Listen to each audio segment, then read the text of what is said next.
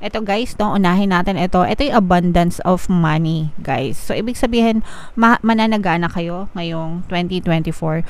For some of you, nakikita natin na maaring may mga sisimulan kayong bago. Parang makaka-jackpot kayo, guys. So, kung ano mang jackpot yun, malay nyo, manalo kayo ng jackpot sa loto. So, kung gusto nyo manalo ng jackpot sa loto, i-mine nyo na yan. Mine jackpot sa loto, no? Pero parang feeling ko makaka-jackpot kayo dito, guys, or kung meron man kayong mga raffle or contest na sinasalihan, or kung meron man kayong sisimulan na bagong journey sa pera. Let's say for example, magnenegosyo ka or magtatrabaho ka, parang naka-jackpot ka sa trabaho kasi maganda yung trabaho mo.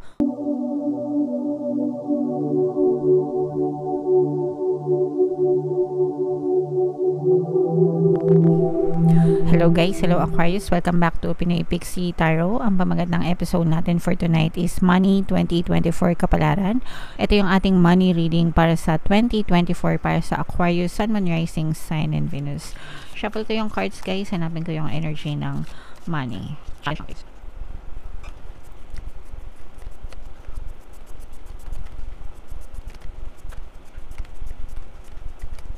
So, ito yung energy ng money mga kapiksi. Ngayon naman hanapin natin yung energy ng Aquarius.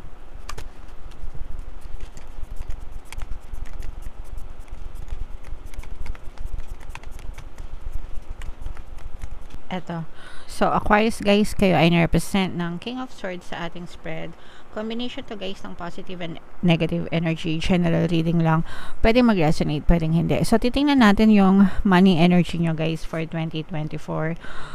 Kung magaan ba yung daloy ng pera sa inyo, kung marami ba yung positive energy compared sa negative energy guys. And also, pwede nyo siyang panoorin anytime, balik-balikan nyo sa 2024 para ma-refresh yung energy nyo. Wow! So, eto guys, no, unahin natin ito. Ito yung abundance of money, guys. So, ibig sabihin, mananagana kayo ngayong 2024. For some of you, nakikita natin na maaring may mga sisimulan kayong bago. Parang makaka-jackpot kayo, guys. So, kung ano mang jackpot yun, malay nyo, manalo kayo ng jackpot sa loto. So, kung gusto nyo manalo ng jackpot sa loto, i-mine nyo na yan.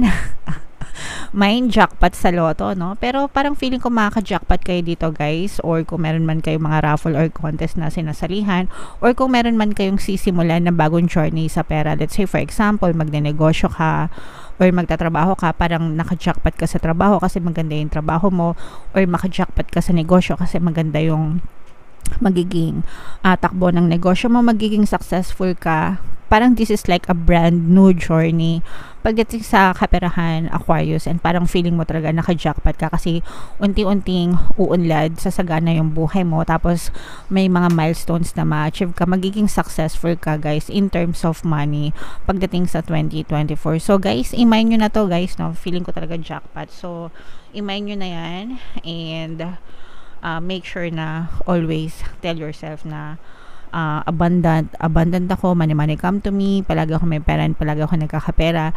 Yung dalawang affirmations na yan, sabihin nyo siya daily, on a daily basis, araw-araw, all day, every day, especially kung naghihirap kayo, kung pangit yung takbo ng pera sa buhay nyo, dapat palagi nyo yan sinasabi hanggang sa unti-unting nagbabago, nagsishift yung money energy nyo guys. Alright?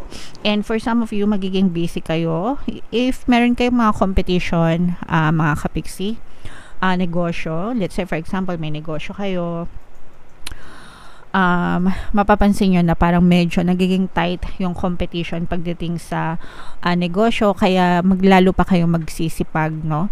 Lalo pa kayo gagawin nyo lahat ng best effort nyo para hindi kayo matalo ng mga competitors, mga kapiksi. Kumbaga parang hindi kayo magiging complacent, kayang-kaya nyo pa rin makipagsabayan sa current market, ganyan. So nakikita natin, tapos parang naghahanap pa kayo ng mga iba pang pwedeng strategies para mas lalo pa maging strong, mag-strengthen yung inyong negosyo, or kung sa trabaho naman, parang mas lalo pa kayong nag-i-invest sa sarili nyo, performance, ganyan, ginagalingan nyo lalo para hindi kayo mapag-iwanan ng mga kasama nyo sa trabaho, or hindi nila kayo mataasan, ganyan.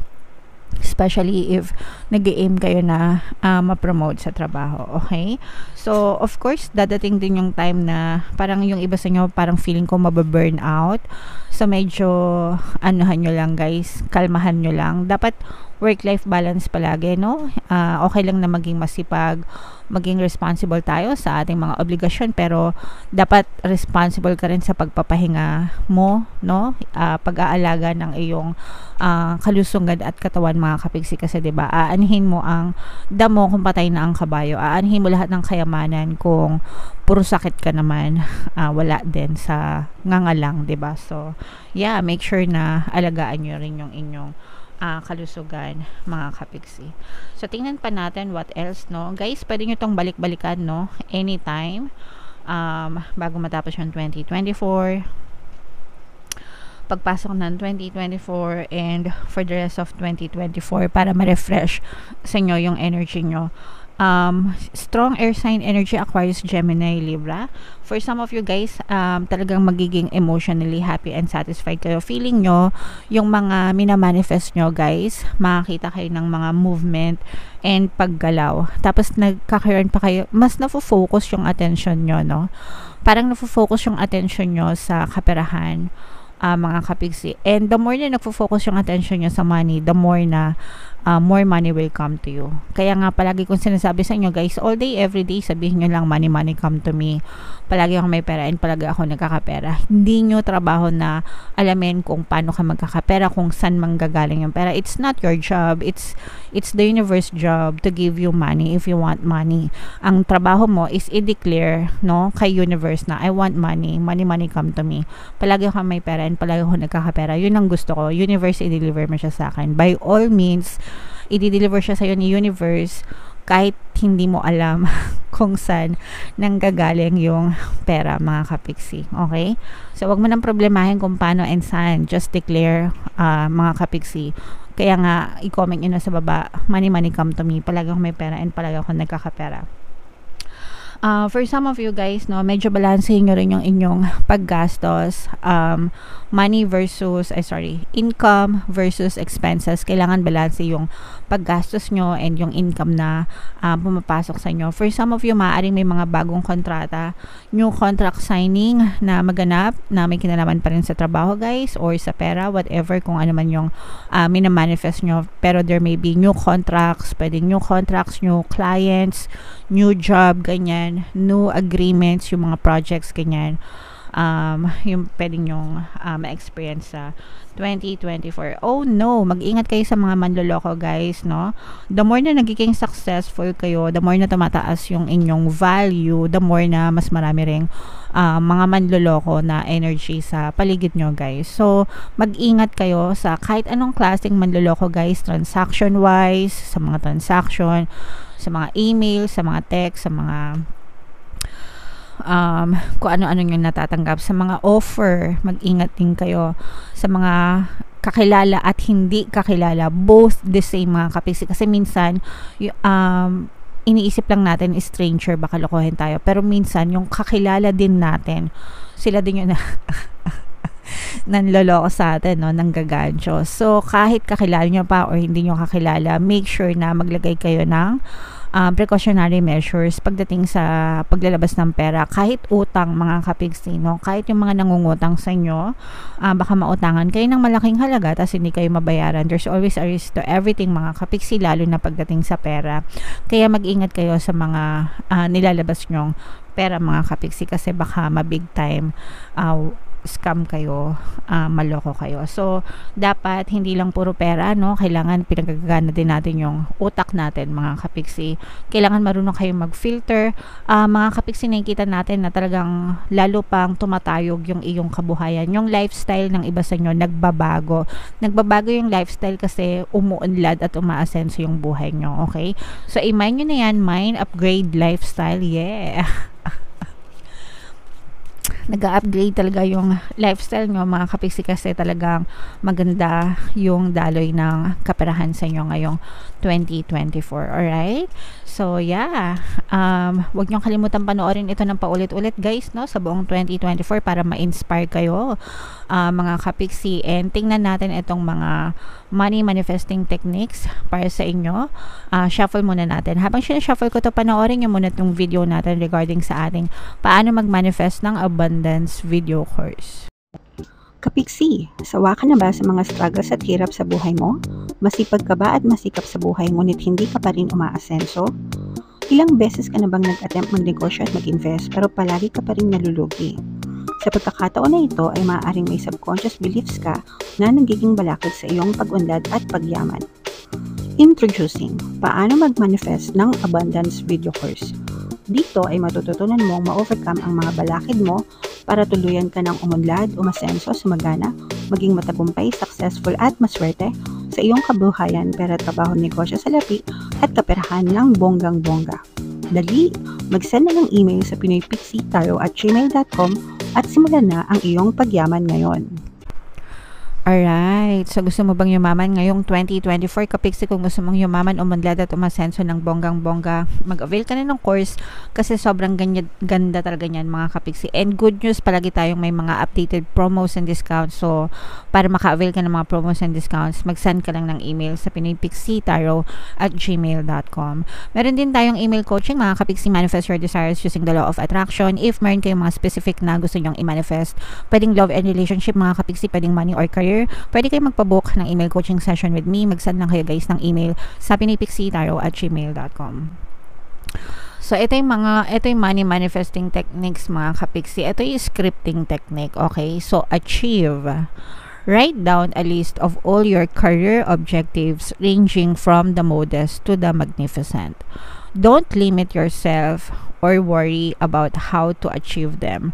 Simply do your best each day, keeping your thoughts focused on your goals. Okay? So, yan yung keyword dyan, mga kapiksi, focused, no? Sabi ko naman sa inyo, guys, whatever you focus on, manifests. Kung ano yung finofocus ng attention mo, yun yung nagmamanifest sa buhay mo. Your energy flows where your attention goes. Doon kasi nagfo-flow yung energy mo. Kasi nakafocus yung attention mo, doon nagfo-flow yung energy mo. So, kung, let's say, for example, inassess mo yung buhay mo ngayon, tatanungin mo lang naman yung buhay mo ngayon, naghihirap ka ba ngayon or nananagana ka ngayon, 'di ba? So, yun lang naman dalawa. Kung feeling mo nananagana ka, okay lang 'yan. Ibig sabihin naka-focus yung attention mo sa mga blessings, sa mga kasaganahan, abundance, ganyan. Kaya more money is flowing to you o kaya naman stable talaga yung pasok ng pera sa iyo. Pero kung ang buhay mo right now is kahirapan, puro utang, sakit ng ulo, worries, stress, Bombay, loans, ganyan, 'di ba? So, definitely, there's something wrong with the pattern of your thoughts. Ibig sabihin, nakafocus yung attention mo dun sa mga utang, sa mga problema, sa kakapusan, ganyan-ganyan, mga kapiksi. Pero, pwede namang ma-shift yung everything is changeable and malleable. Yun yung kagandahan, guys, no? Hindi porket mahirap ka ngayon is forever ka nang maghihirap hanggang mamatay ka. Ibig sabihin, pwedeng magbago. That's why meron tayong tinatawag na from rags to riches, 'di ba? Yung mga walang-wala dati talagang sobrang mayayaman and successful na ngayon. It's because nagbago yung pattern of thoughts nila, nagbago yung mindset nila. Syempre sinabayan nila ng sipag at tiyaga, pagdadasal, of course. Pero napakalaking factor yung mindset, mga kapiksi. So, ganun din kayo, guys. So, you have to write down all your goals. Ito nakalagay dito is career objectives lang. Pero kahit na hindi sa career, let's say for example, negosyo, ganyan, trabaho, kabuhayan, gusto ko ng salary increase, gusto ko ng ma-regular sa trabaho, gusto ko magkaroon ng bahay, gusto ko magkaroon ng kotse, gusto ko ng ganitong monthly salary. So, ranging from the modest to the magnificent, basta isulat nyo lang, scripting method yon, mga kapiksi, and wag mong ilimit yung sarili mo, no? Wag mong ilimit na, hindi ko to kaya kasi ganito lang yung trabaho ko. Paano ko makakabili ng kotse? Ganito lang yung trabaho ko. So, wag mong ilimit. Sabi ko naman sa inyo, it's not your job to know how it will come to you. Ang trabaho mo is i-declare ang gusto mo. Universe, gusto ko ng bagong kotse, okay? Hindi mo trabaho alamin kung paano ka magkakakotse, basta ang trabaho mo is gusto mo magkaroon ng kotse. declare it to the universe and focus your attention dun sa bagay na gusto mo, mga kapiksi. Okay, so each day, every day, gawin nyo to, mga kapiksi. Write down your goals, or kung wala kayong time na magsulat ng goals, every day at least basahin nyo yung mga sinulat nyo. And ang importante is give yourself some time to feel, no, na nasa inyo na yung gusto nyo. What do you see? What do you feel? Mga kapiksi, if you already have achieve those desires, guys. Alright? And the more na ninanamnam nyo yung ganong klaseng energy, mga kapiksi, the more you're sending out to the universe, and the more it will be granted in your 3D, in your physical reality. Okay? So, sana naintindihan nyo kung paano ito ginagawa. For more manifesting techniques, guys, pwede kayong mag-member sa ating exclusive membership program. I-click nyo lang yung join button dito sa video na to, kaya dyan sa ating homepage. Pag member na kayo, mapapanood nyo na yung mga videos natin regarding manifestation. Okay? Alright. So, comment down below, Aquarius, if na-excite ka sa 2024 mo, if naka-resonate ka dito sa reading na to. And thank you so much sa pagsama mo sa akin sa 2023, and see you again sa 2024. Ito yung ating 2024 kapalaran. Kung hindi nyo pa napapanood, panoorin nyo na. Super nice, super ganda. And ito naman yung ating success stories ng paano mag-manifest ng abundance video course. Thank you for liking, sharing, and subscribing, mga kapiksi, and see you again next time.